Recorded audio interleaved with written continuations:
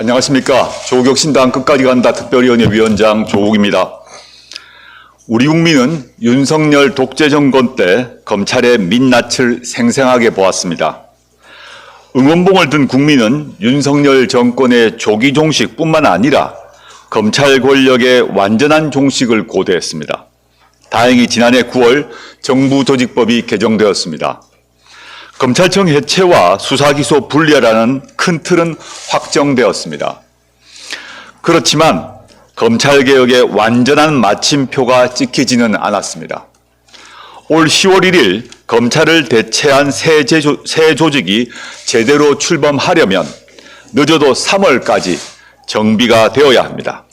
후속 입법과 시행력, 조직 설계는 안개 속입니다. 그런데 개혁 조치를 퇴행시킬 주장이 스멀스멀 흘러나오고 있습니다. 3년을 너무 길다를 처음 외친 장본인으로서 독재 검찰과 가장 치열하게 싸운 정당의 대표로서 검찰개혁의 핵심을 다시 분명히 하고자 합니다. 첫째, 검사의 수사지휘권 부활은 어떤 이름으로도 용납해서는 안 됩니다. 문재인 정부가 폐지한 수사지휘권이 되살아나는 순간 수사기소 분리 원칙은 껍데기가 됩니다. 수사와 기소를 한 손에 쥐는 순간 그 손은 사실을 조작할 수 있습니다. 표적 수사로 여론 재판을 먼저 열고 기소권으로 낙인을 찍는 일이 벌어집니다. 기소로 협박과 보복하기, 불기소로 봐주기, 이것이 검찰이 해방 이후 누린 절대 권력입니다. 둘째, 공소청 검사가 보안 수사권을 근거로 수사기관 행세를 하는 것을 막아야 합니다. 그 순간 기소기관이 아니라 수사기관으로 되돌아가게 됩니다. 공소청 안에 수사 인력과 수사 관행은 그대로 남을 것입니다. 처음에는 제한적이지만 점차 권한을 확대할 것입니다. 다음 정권에서 시행령과 내부 지침 몇 줄로 직접 수사권을 되살려낼 것입니다. 셋째, 문재인 정부가 폐지한 정권 송치주의 부활에 반대합니다. 정권 송치주의는 검찰이 수사한 모든 사건을 결론과 관계없이 검찰에 넘기는 제도입니다.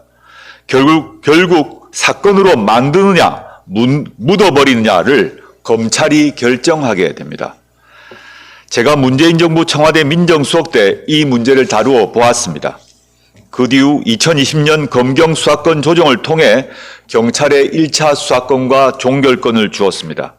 그런데도 검찰은 정권 송치주의 욕심을 버리지 않고 있습니다.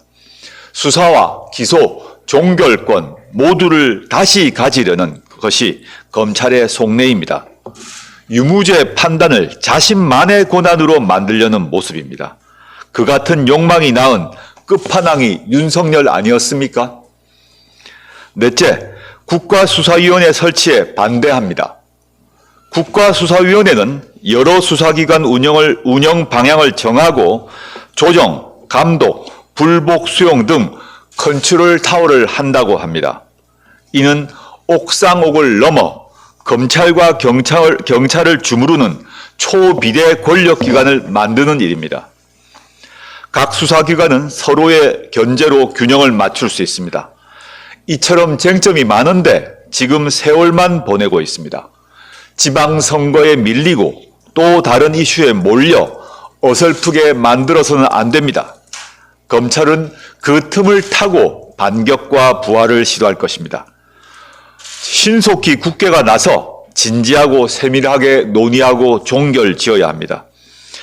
검찰 독재 해체 마침표를 찍도록 조국혁신당은 고삐를 더욱 조이겠습니다. 검찰이 2026년 10월 간판만 바꾼 신장개업이 아니라 완전히 새로운 기소기관으로 거듭나도록 감시하고 독려하겠습니다. 감사합니다.